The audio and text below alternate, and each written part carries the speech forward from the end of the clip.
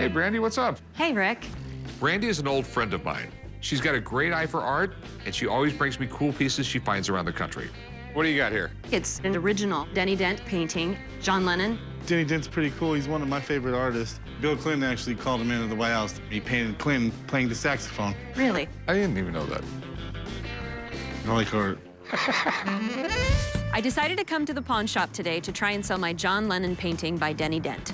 I have an online business. I sell a lot of items that I find at estate sales. I would love to get $7,000 out of this piece. So you just picked it up in an estate sale? Yeah, I travel a lot for my business, and I'm always finding unique items at estate sales. Oh, okay. It's really cool, and you can definitely tell it's a Dent just because the way it's painted. He had a really distinctive style. That's definitely his signature down there. He's the first one who did the whole performance art, high-speed painting. Literally, he could paint something like this in probably like 3-4 minutes. Really? And he used music as an inspiration. He would just put on a song and paint a member of that band. If it was John Lennon, he'd play like a Beatles song and then paint it. He'd paint the entire picture in the course of the song. Awesome. Denny Dent used to do a speed painting routine all over Vegas, and he did it for a long time at a bar called Carlos Murphy's. Believe me, he wasn't considered a great artist by the guys getting drunk at the bar, but his stuff screams pop culture. Even non-art lovers dig it, because it really holds up. That's 96, that was right at his peak. He was getting tens of thousands of dollars for every painting he did. Wow. First time I ever saw him paint was like 1981. He used to get like 20 bucks for him. Really? Wow. Denny eventually came out on top. He painted in front of hundreds of thousands of people at Woodstock 94. Some of his paintings go for 25 grand or more today. What'd you want to do with it? I'd really like to sell it. Okay. How much do you want for it? I'd like about $7,000 for it.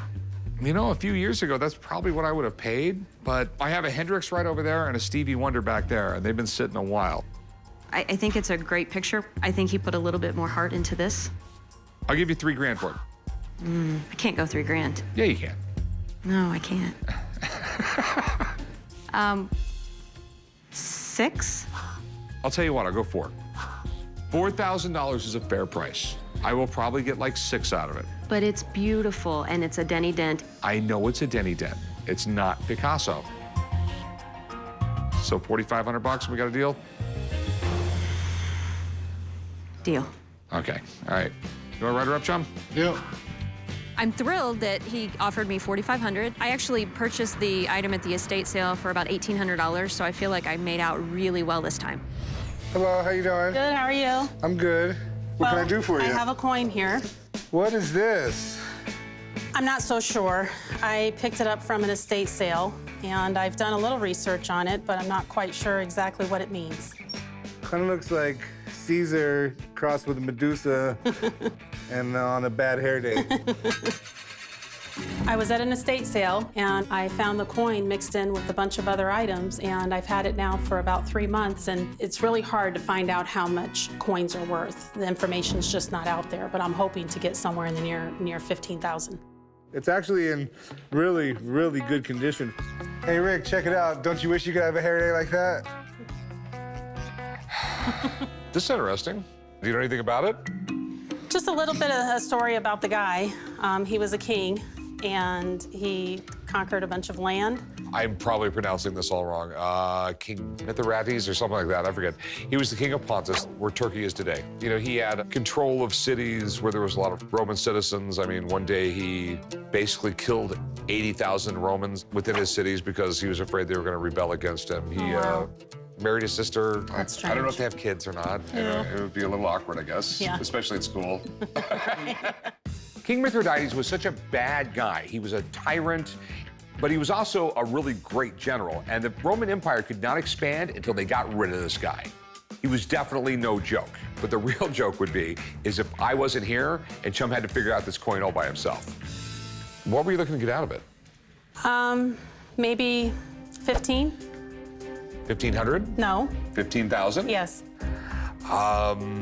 This is the problem with old coins like this. They're counterfeited all the time, but then again, there's also the possibility it's real. I need someone to look at it. If you don't mind hanging out for a little bit, let me get Okay. someone down here who knows all about this. Give me 5 minutes, okay? Thank you.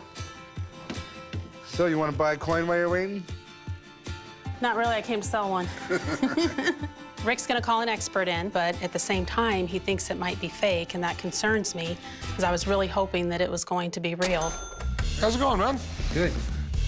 I could be wrong, but I'm pretty sure this is the guy who married his sister, ate poison, and was more or less killed by the Romans. I'm guessing Mithridates. Yes, however you pronounce it.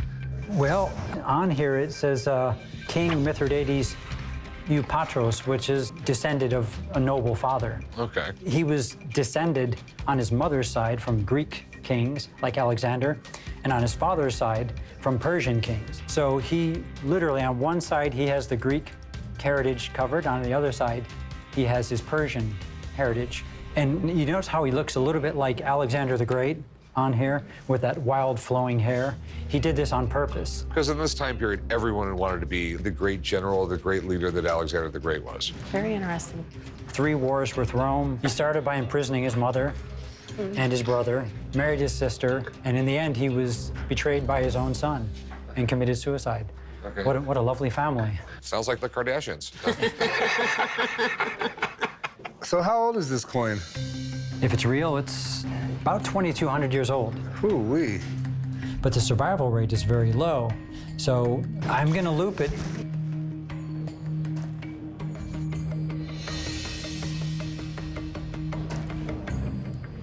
Yeah, this is the real deal. How much is something like that valued at? Well, these are in real demand from collectors. It's probably 10,000 plus. Yeah, Pretty nice coin there. it's a beautiful coin. Well, thanks, Dave. I All appreciate right, it, no man. problem. Thank you. All right. Best of luck. Yeah. And congratulations. Thank you. Oh, finding a coin like this in an estate sale is like the proverbial needle in a haystack.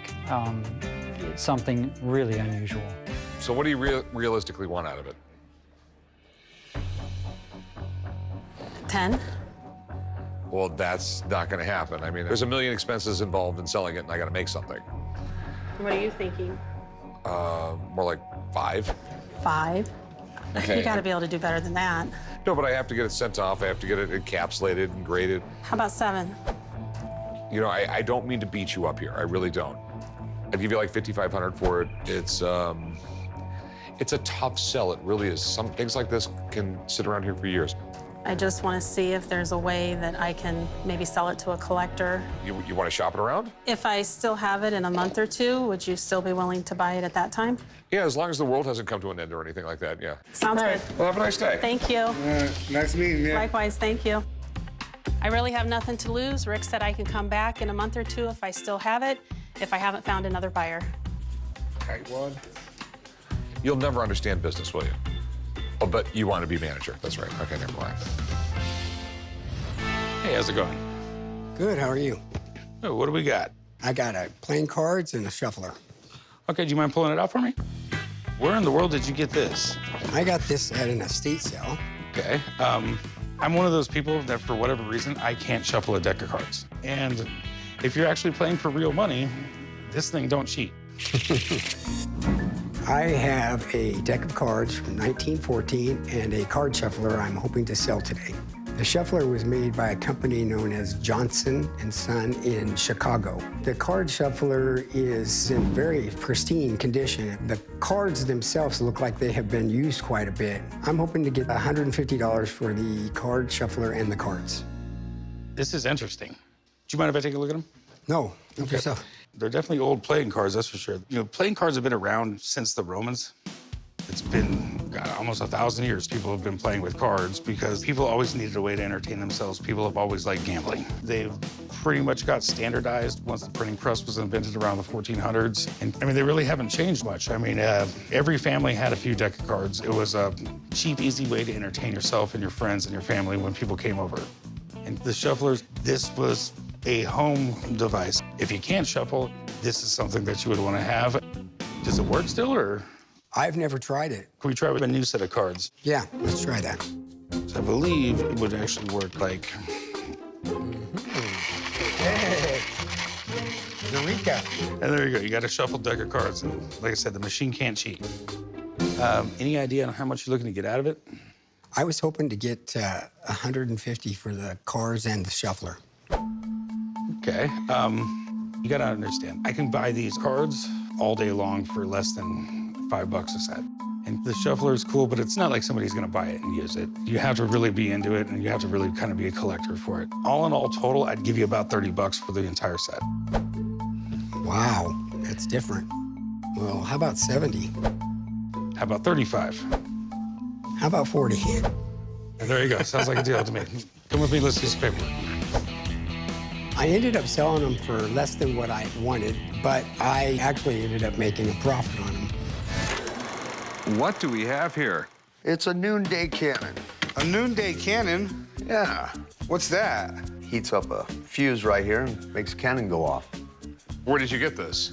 I bought it from the Allen Hancock estate, and he got it in New York in the early 1900s. So how do you know where he got it? Just from the scuttlebutt of what I've heard. Scuttlebutt. Chum, come on. I bought the noonday cannon at an estate sale in Santa Maria, California. I was just wanting to sell the cannon and make some money for the family. I believe the cannon was used to signal that it was lunchtime. This thing is definitely cool. They were making these things in the 1700s. And back in the 1700s, even in the 1800s, they used sundials to set the clocks because the sundials were really accurate. And the reason mechanical clocks were invented was because it was so important for like the monks to pray on time. Because basically, the sundials are great during the day. So this was like the first alarm clock or something? More or less, yes. In the 1700s, these were a cool thing that rich people had. Every day, you would have one of your servants go outside, and he would set this thing up, and at noon, it would go off. It was sort of like a church bell. So, how in the world do you use it? Well, it's kind of like cooking an ant with a magnifying glass. You can make it go up and down, side to side. Once it heats up just enough, it heats up a fuse right here and makes a cannon go off. Okay, so how much do you want for it? Well, I'd like to get $4,000 out of it. And how'd you come up with that price? Well, I had it appraised, and it was quite a bit more than that, but I figured I'd leave some meat on the table for you guys. All right. Do you mind if I have someone take a look at it? I would love for someone to look at it. Okay, cool. Just hang out for a few minutes. Should I go call MHP? Call MHP for me. Yeah, he's way smarter than you. I'm definitely excited to hear what the experts got to say. I'm hoping it's worth more than I think, so we'll see what happens. Mark! Hey, chum, how you doing? So this is it. Yes, a noon cannon. Very nice. These were very popular in the 17th and 18th centuries. The idea was basically it was a sundial, and it was set up so that focusing the rays of the sun through the magnifying glass here, right on the end of the cannon, would set the cannon off right at noon if you had it set exactly correctly. And anywhere you were at on the estate, you could hear, oh, it's noon, I guess it's time for lunch. They were precision instruments. They were very expensive, and they were made for people who had a lot of money because this wasn't just a normal sundial. Okay. Is there any markings of any sort on it? No. No, okay, because normally on these, if they are the original ones, the ones from the 17th or 18th century, it will be very well engraved, and it will show the name of whoever made it. There is a bit of a problem that I see just looking at it. These are set backwards. It should be turned around because this is how you set the angle for the sun. And as you can see here, that's not going to do you any good if the angle is over here. Yeah. So this is not actually put together correctly. And then looking at the engraving on here, this is very modern lettering on it. That's not 18th century numbers. My guess is this is a 20th century reproduction. This is not a 17th or 18th century piece. So it's 20th century. Yeah. Okay. All right. Thanks, man. That's Not a all I problem. needed to know. You're Not the a best. problem. Unfortunately, with this one, it is a reproduction. It's probably early 20th century, but it's a reproduction. And whoever put it together backwards. But for something that's a decorative item for the garden, probably no one ever noticed that. So whoever appraised this for you had no idea what the hell they were talking about. That's what it basically comes down to. You heard what he said. You thought it was made right around 1900. Yeah. It's a 20th century reproduction, and quite frankly, I couldn't give you anything for it. Well, I appreciate you bringing in the expert, and thank you very much for your time. No problem. I'm very disappointed the cannon was put together wrong and that it wasn't as old as I had first anticipated. I guess we'll just put it in the backyard and put it next to the bird feeder. Hey, how's it going? Pretty good. I have a signed, vintage, autographed Charles Comiskey letter. Pretty cool, man. Charles Comiskey is a huge deal, and he's one of the guys that actually made baseball into what it is today. Oh, wow. I have a letter signed by Charles Comiskey that I'm hoping to sell at the pawn shop today. I got the Comiskey letter through an estate sale. When I came across it, it was something that I really gravitated towards. If I'm able to sell my signed letter, I would like to get at least $900 for it. This is definitely cool. I mean, quite honestly, this guy made the American League of Baseball. Comiskey had a family business that he chose not to join, and against his family's wishes, in the 1870s, he started playing semi-pro baseball instead of actually having a real career. Everybody thought he was crazy, Right. but the guy loved baseball. He saw the potential in it. At that time, baseball was just a game people got together and played with their buddies. Comiskey recognized that it could be a business. So in the 1890s, he got some investors together, bought a baseball team, the Chicago White Stockings. You know, everybody called them Chicago White Sox. And in 1910, he opened up Comiskey Park. You know, if you want to make a comparison, this is the Henry Ford of baseball right here. Right. Where in the world did you come up with this? I stumbled upon it through luck, going through estate sales. It looked kind of old, so grabbed it. Dear my friend, I received the notice of your opening today and was delighted to hear from you. I sincerely trust your venture will meet with success. With my best wishes to Mrs. Judson and yourself, in which Mrs. Comiskey joins me. Very truly yours, Charles Comiskey. I mean, it is from Comiskey Park letterhead, so it must be him. What are you looking to do with it? I'm looking to sell it. What are you looking to get out of it? $900 would be fair to me. Okay, here's the deal. I wish I had more to do with the White Sox or baseball or anything like that other than him just writing a letter to a buddy. That being said, do you mind if I bring a buddy of mine down to take a look at it so I can kind of get an appraisal on it and figure out what it's worth? Sure, go right ahead. We'll hang out and let me see if I can get him down here, okay? You got it. Okay. I'm confident by an expert looking at it, they'll be able to validate if it's actually authentic or not. What's funny about this is, it's from Comiskey, from Comiskey Park, but it's a letter to his buddy. There's no baseball or anything tied into it. So with Charles Comiskey, people had a real love-hate relationship for the guy. He's an innovator, he's a pioneer in baseball. He got the American League, organized. Ended up getting inducted into the Hall of Fame in 1939. He was a legend back in his time. But he was a part of the big Black Sox scandal. In 1919, his team threw the World Series to the Cincinnati Reds. So you had 8 players that were banned from baseball for good. And Comiskey owned the White Sox. So what's crazy to me is, how could a guy be inducted in the Hall of Fame and Joe Jackson or Eddie Seacott not be also in the Hall of Fame if this guy's in the Hall of Fame? His autographs, they hold value. On a piece of paper, his autograph's worth about $300. I've handled a handful of these letters, and we've sold them for about $1,000 a piece. So yeah, his autograph has value, letterhead has value, but content is everything. And the content, to me, is a little bit weak. Can I take it out? Can I take it out here? Please. The letterhead's beautiful, but here's the problem. This letter is not signed by Charles Comiskey. This letter is signed by Harry Grabner, who was his secretary. Comiskey's autograph was beautiful with the penmanship and everything. The C in his last name would be very script, kind of arc, like an umbrella arc. You can tell with the C in this how it kind of curves down. So something like this, unfortunately, I'm 100% sure that this is secretarially signed. That's not Charles Comiskey who signed it. So your high retail would be about $100. Oh, that's all I needed to hear, man. I appreciate it. You got it, absolutely. Okay, so you heard what my guy had to say. I gotta go with him. Unfortunately, I just gotta pass. If you get anything cooler, let me know.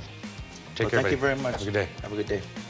I'm a little disappointed, but I do feel that it is still a collector's item. I'm gonna take my letter and see if I can find a collector that is still willing to add it to their baseball collection. It's still a very nice piece to own.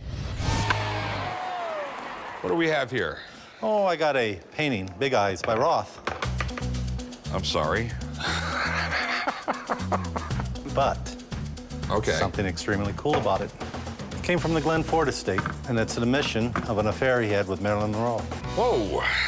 Okay. So Glenn Ford wrote all this? Yeah. I know Glenn Ford, the stories go that he just was like with every starlet. He had an ongoing prescription for penicillin. I'm coming into the shop today because I want to sell my Roth Big Eyes painting with Glenn Ford's story about an affair he had with Marilyn Monroe. I think it's a cool piece of entertainment history that other people would appreciate. I'm selling the painting for $2,000. The lowest amount of money I'll take is about $1,000.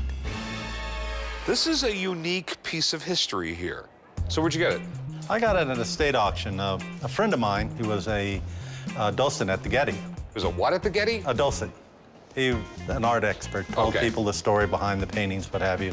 He gave me a tip on the painting, said I should buy this. I don't know that much about art, and I just took his word for it, bid on it. Okay, cool. This was Marilyn Monroe's favorite painting. She stayed all night. She said, just hold me. I did, and more. I think Marilyn wanted to die when we made love. She was happy. This is some weird stuff right here. I know Glenn Ford was a really bizarro guy. This was a guy who was in Hollywood his whole life. He was in Blackboard Jungle, which just put him to the stratosphere. I know in the late 50s, he was like the #1 male box office draw. And in the late 50s, so was Marilyn. So I'm sure they met a lot.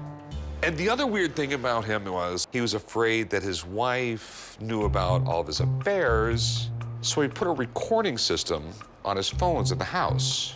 He recorded like every one of his phone calls.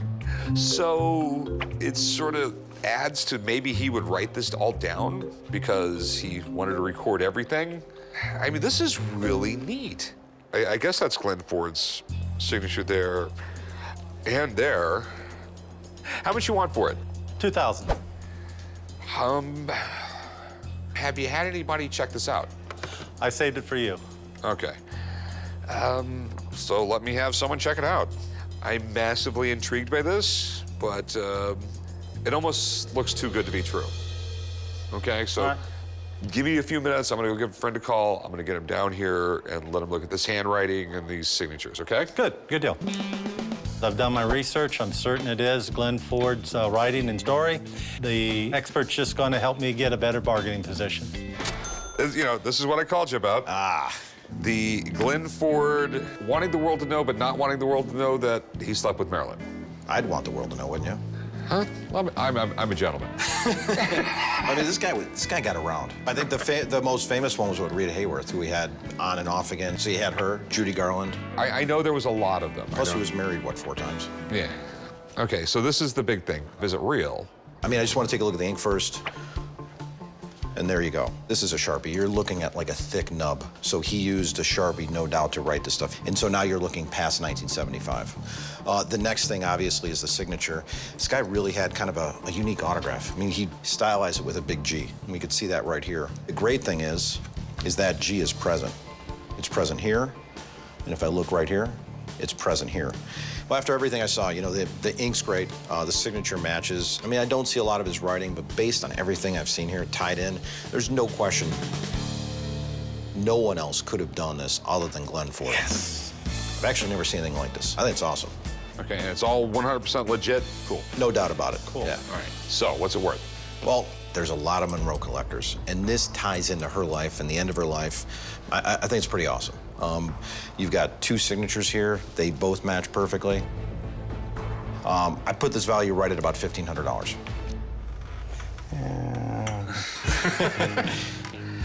Oh, well. That happens a lot. Take care. Good to see you.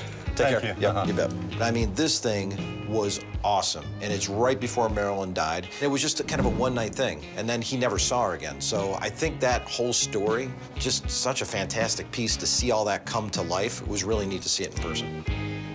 So, how much you want for it? 2,000. There's no way I could do 2,000. There's a lot going for it, and that's what makes, turn to Glenn Ford's signature from a couple $100 to a lot more, but there's a lot of other cool Marilyn Monroe stuff out there. Yeah, but this is available today. I would give you $1,000 for it. I think you can do a little better than that. I think I can't. 13. I'll tell you what, I'll go $1,100 just because it's really weird. It's a neat story, but that's all I'm gonna go. I'll do 11. Sweet. Okay, cool. I will meet you right over there, and we'll do some paperwork. Leave this here. I'll have one of my guys get it. I'm settling on $1,100 because I think it's a fair offer. My nephew staying the summer with us. The $1,100 will go a long way in showing him a good time. How's it going? How you doing? I have a Carole Lombard sterling silver pill case. Okay. She was married to Clark Gable. The story that was sold, basically, it could have been given to Carole Lombard from Clark Gable. What's a CL on the back of it? That's her initials, Carole Lombard. Yeah. Well, I'm a fan of movie memorabilia. I have quite a few pieces that I have collected over the years. I'd like to get $1,100 for the pill case. My daughter's trying to go into business, so I figured I'd sell the pill case and contribute to her endeavors. I mean, it's in relatively good shape. So where'd you get this? Well, a friend of mine has been in the movie memorabilia business for 40 years. And he called me up and said, would I be interested in it? And I asked him if it came with the COA. And he said, yeah, it does.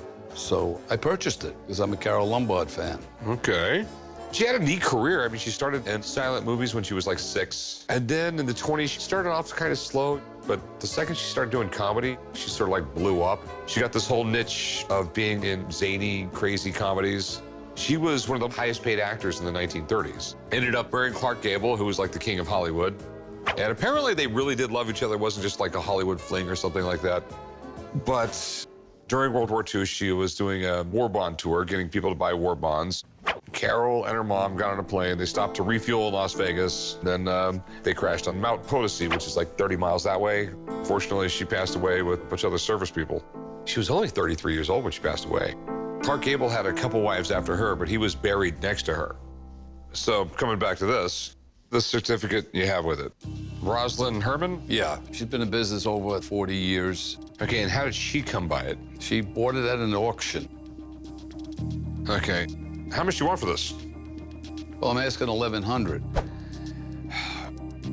I love old Hollywood memorabilia, but I don't recognize any of the names on the certificate, so I'm gonna have to do some research on my own. I've bought Carole Lombard items before, and I know you can look up the complete catalog of her estate. I like it, I want it. Can you just give me a few minutes to go check something out online? Absolutely. Okay, all right, I'll be right back. Chum, see if you can find out if Carole Lombard's estate is posted online anywhere. Carole Lombard. Lombard. Carole Lombard. L. Clark Gable's wife. Carole Lombard? Carole Lombard. Oh, you should have just said so. I got it right here. Is there a pillbox listed in her estate? Move. I don't think I see it. Not there. All right. Thank you, Chumley. Next. Okay. Here's my problem. Her entire estate is online. Really? Yes. Everything that was on her safety deposit box, all the jewelry she had, a sterling silver pillbox. It's not on the list of items in her estate. Did Clark Gable keep a few mementos for himself? Probably did. But all you have here is you have a certificate right here that says Carole Lombard sterling silver pillbox with floret design. Doesn't even say that it's engraved with her initials. It's got no history behind it, unless there's a lot more to back it up. Receipts from an auction that got it from Gable or something like that, that's one thing. Right. But just a piece of paper like this, you really need that chain of custody because you can print this up on your home computer. Yeah. I'm disappointed. It's very, very difficult. Know who you're buying from. Okay, Rick. Right. Thank Have a you. good one, man. Yep. I was hoping Clark Gable could have given this to Carole Lombard. Then I just would have been ecstatic. So buyer beware.